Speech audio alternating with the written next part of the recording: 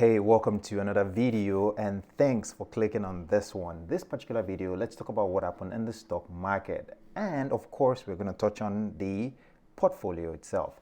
As you can see, the portfolio is currently 56,200 and that is quite disappointing. Of course, our goal is to get to $1 million in this portfolio. It's going to take some time, it's going to take some patience and some creativity in the process, but it is important to find opportunities and buy good companies. Now, here's the deal. Yesterday, we spoke about Robinhood. I actually shared that they're going to release their earnings today, and I was on the edge because I wanted to have more of this Robinhood shares, and I waited for it to pull back, but I guess I could have even waited even more. And I'm going to show you exactly what I mean.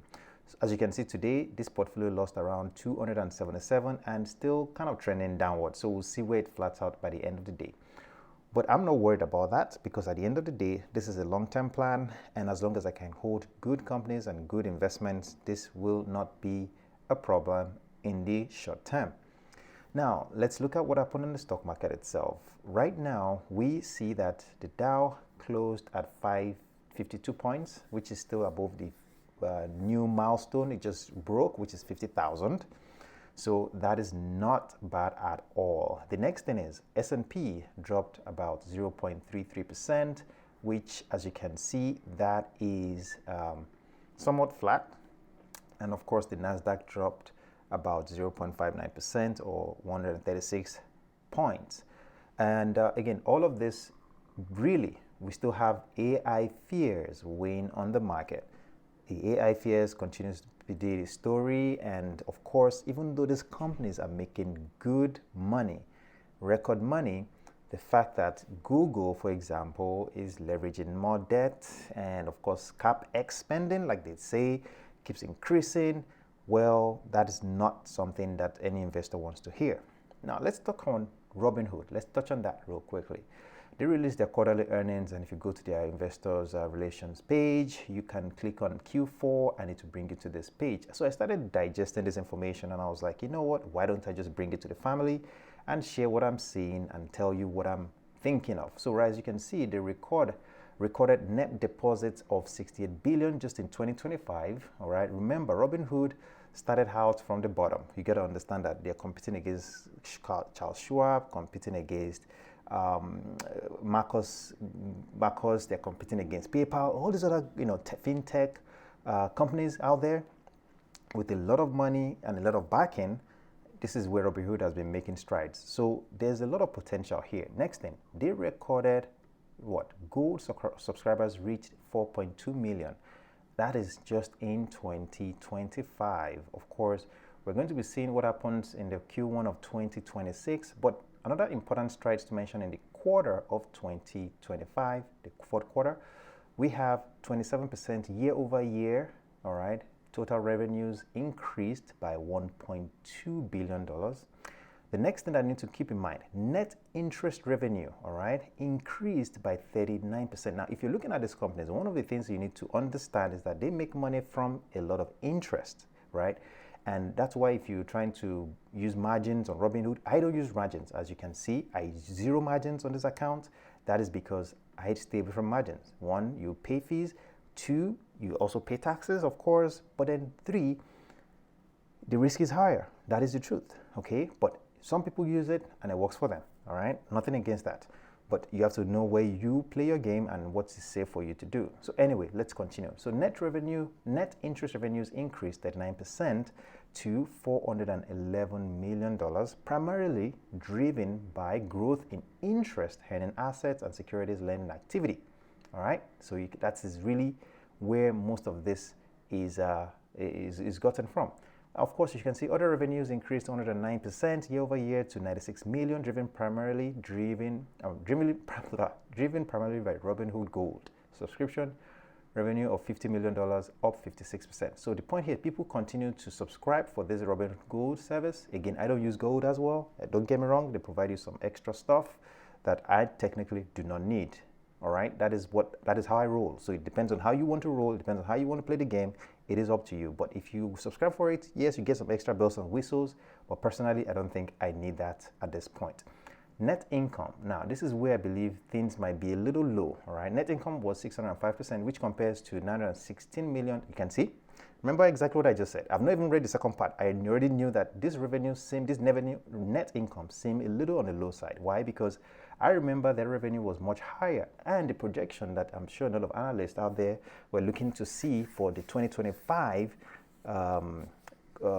results will be, crossing that billion, right? $1 billion in revenue, in net income.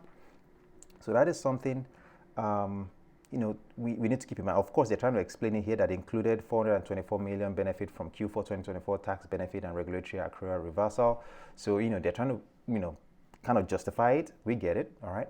But let's look at something else that I want to look at here. EBITDA, we got increased 24% year over year to 761 million. That's pretty good. 24% within a year is pretty impressive. Now, net deposits. This is another important thing. How much deposit they actually get? We got 15.9 billion, an annualized growth rate of 19% relative to total platform assets at the end of Q3 2025. Over the past 12 months, net deposits were 68.1 billion, a growth rate of 35%. That is pretty healthy to me, all right? And I can see cash and cash equivalents sit at what? 4.3 billion unchanged compared to the Q4 2024. This, I believe, we need to see some increase, all right? This would have been nice to see some jump in that. They're doing some share repurchases and all that fancy stuff, which I don't care about. But let's now look at their what they are maybe projecting. That is something that I would like to see here, which we may not see until they actually do their call. All right, but financial outlook. Our 2026 Access Plan is designed to accelerate product velocity, drive net deposit growth, and grow revenues. All right, let's see. Our outlook for 2026 adjusted operating expenses and SBC is 2.6 billion, which represents 18% year-over-year growth at the midpoint of midpoint relative to 2025 adjusted operating expenses and SBC. Let's see what else again is important here that I would like to see. Total liabilities, I think that is also important. Total liabilities here 18.2, 28.9. So that is expected. You got to understand that Robinhood is still trying to invest in its business and expanding and growing. So there's a probability that they will continue to take on some debt to, of course, finance some of this expansion that they are seeing. But again, we are seeing growth in revenue, total revenues in 2024, 2025, and we are expecting, you can see year-over-year change is 27%. And what else? Net income. Let's see. Net income. We already looked at that. Revenues, total revenues here. These numbers are going up, so that's trending in the right direction. Operating expenses will definitely go up as well. Which that's not a bad thing, but of course we need to keep it under, under good numbers, reasonable numbers, okay? So in my opinion, right, this is not a bad thing. Of course, there could be more that will be shared on the earnings call, which I won't be listening to, but right now, the stock is down about 7%, all right, 7.5% or so. That is a massive opportunity, in my opinion, but I'm not also going to buy now. Why? Let me show you why I'm not going to buy now. Let's go 1 year. If I pull this out, look at this, right? The last time we saw this prices of about $79 when this opens tomorrow, assuming it stays this way, will be around last year, June last year, all right? So somewhere here, around here, all right, around June last year. My goal, all right, if I'm really going to see good discount on this, I want to buy it around 60, 66, 67, somewhere here.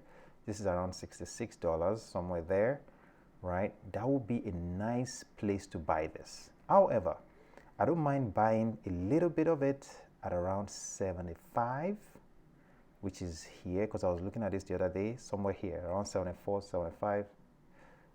Let's see, high, low, close around 78. So somewhere here is where I would like to buy it, around $75. That is my goal. That is my goal for this. Now, of course, you have to do what is best for you. You have to look at it yourself and make a decision and decide what you think is best. But for this particular portfolio, that is where I will be buying it. Now, let's look at this here. What we can see here, like I said, I bought some when it dropped from around 82, about $88. As you can see, I'm down by 9%, which is, I'm okay with that. Again, look at the portfolio diversity. It's very little. So what I'm really putting into this is I consider to have a diverse portfolio, a well-diversified portfolio that will withstand things like this. And of course, only buy with great discounts. So that is my plan. I don't know what your plan is, but remember, this is not financial advice. Of course, do your own due diligence before you make any type of investment, because you can lose money. And as you can see, today wasn't a green day, but it's a day to continue to stay optimistic about the market and look for opportunities. If you found value in this one, please don't forget to drop a like on the video. I'd love to see you in a future one. Take care.